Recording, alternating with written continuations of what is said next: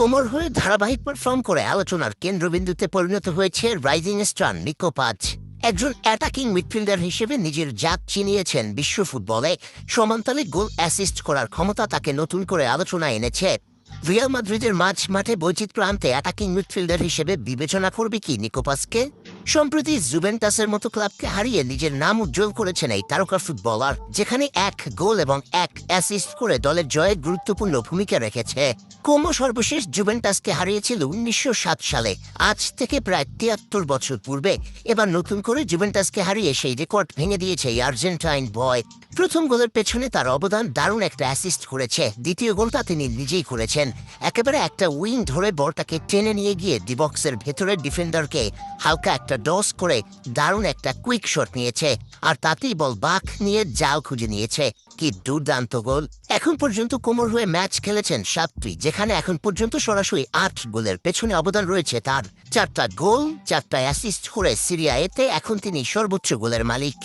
সর্বোচ্চ 4বার man of the ম্যাচের রেকর্ডও তার দখলে। এক কথায় বলতে গেলে সিরিয়া এতে সেরা পারফর্মার এখন এই আর্জেন্টাইন নিকো।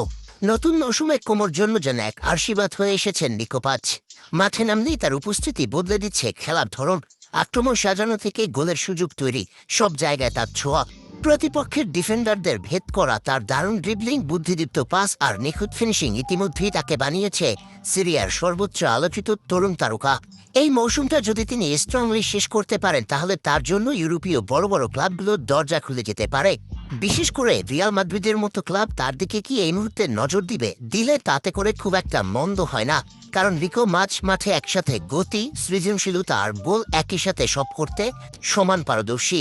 তার খেলার ধরন অনেকটা তরুণ লুকা মদ্রিচ কিংবা ফেদে ভালভার্দের মতো আক্রমণাত্মক মানসিকতার খেলোয়াড়। তাই মাদ্রিদে এই মুহূর্তে আগামী দিনের ট্যাকটিক্যাল সেটআপে ভিনিসিয়াস, বেলিংহাম আর নিকো পাজ, এই তিনজনের কম্বিনেশন হতে পারে দলের নতুন আক্রমণাত্মক ত্রয়ী।